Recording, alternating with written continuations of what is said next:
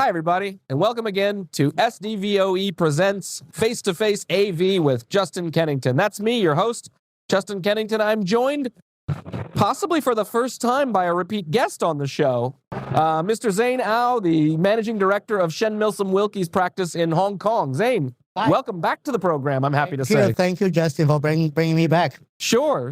Well, you know, we did a recording in our remote format only a few weeks ago. Now here we are. We happen to be at ISE 2023, and I thought, let's get Zane back on the couch. He's fun to talk to. We won't talk about the Bills this time. I'm sorry if I cursed them.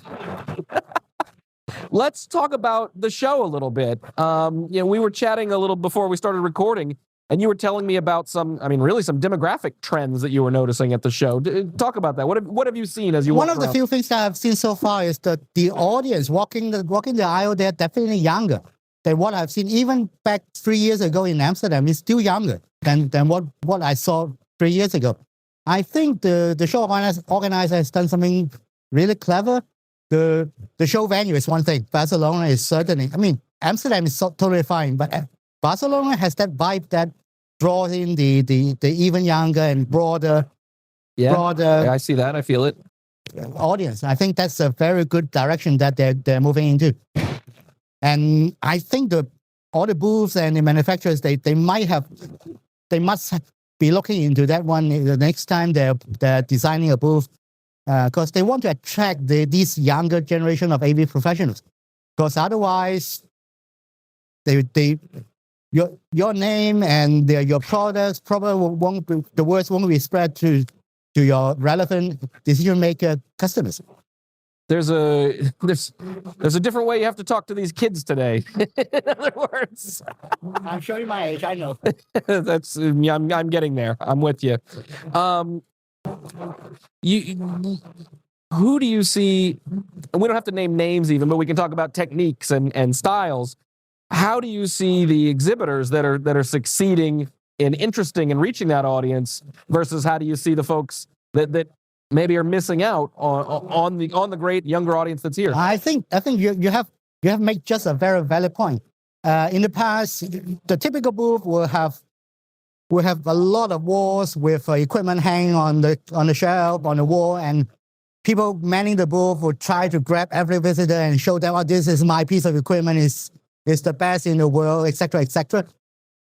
Think about if we're trying to attract the newer generation of AV professionals, engineers, technicians, and the end users who might not have any interest in a piece of hardware, but actually what application and solutions you're bringing to solve his pain points.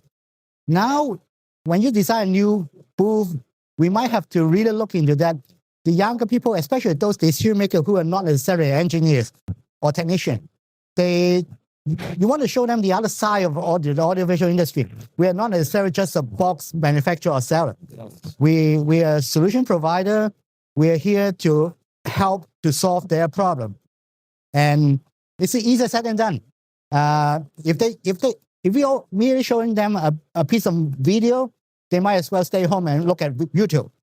But how to strike the balance between the video media and the content, as well as the person-to-person, face-to-face content, I think that is the key. I don't know that's 100% the solution, but that is the direction that I have to take time to digest myself.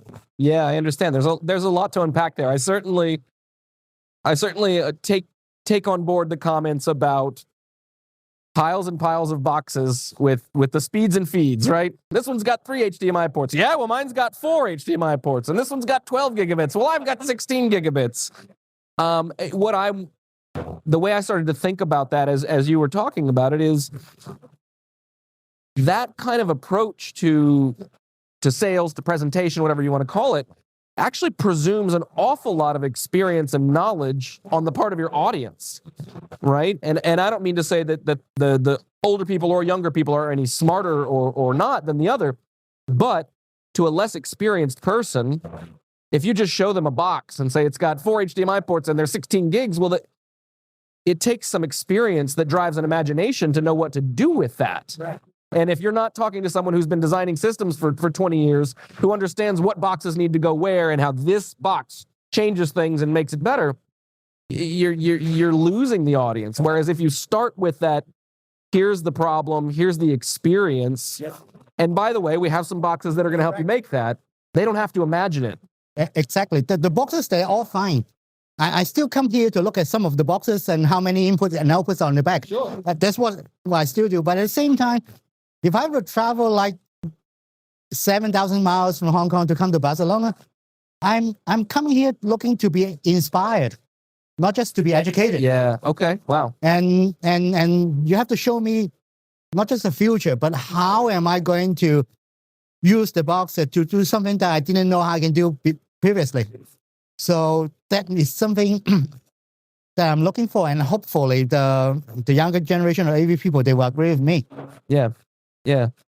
Well, I mean, I'm reflecting also on, Avixa's transition to an organization focused not on AV, but on user experience. User experience. Exactly. Parallel to what we're talking about here. And that is the tricky thing. Integrated experience is all fine, but you're not only showing video to give people that immersive experience. You have to do, and again, I didn't fly that many hours here to look at videos. If I'm into that video and the content, I can do it elsewhere. But I'm here to see people, to meet people, to be inspired not by video, but be inspired by people. And this type of gathering is what is important, and that's probably why there are so many people coming to the show this year. Yeah, yeah.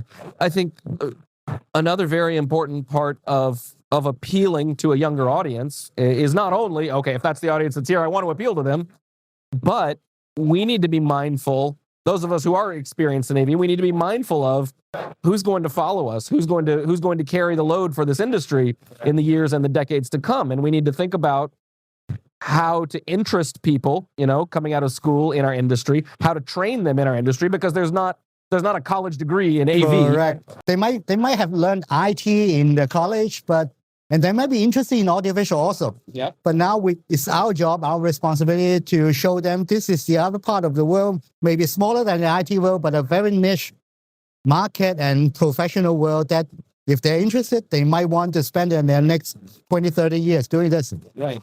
And that's the path that we have delved into. Maybe you want to do that too. That's great. Well, Zane, thank you for joining us. This was a totally off the wall thing to start thinking about today, which is great. I don't want to just sit here and talk about speeds and feeds either. So I'm glad you brought this up and noticed this trend. I'm merely observing from the aisles, and I think just by walking the last day and a half on the show floor, I've seen something. Hopefully the other people will agree with me, but I will keep watching. Well, I hope that while you're here for the next couple of days, you find the inspiration that you came to seek. And thank you so much for joining us. Thank you for watching. And don't forget to subscribe to our YouTube channel so that you can be alerted every time we get a new face-to-face on Tuesdays. Zane, thanks again. Thanks for watching Face to Face AV.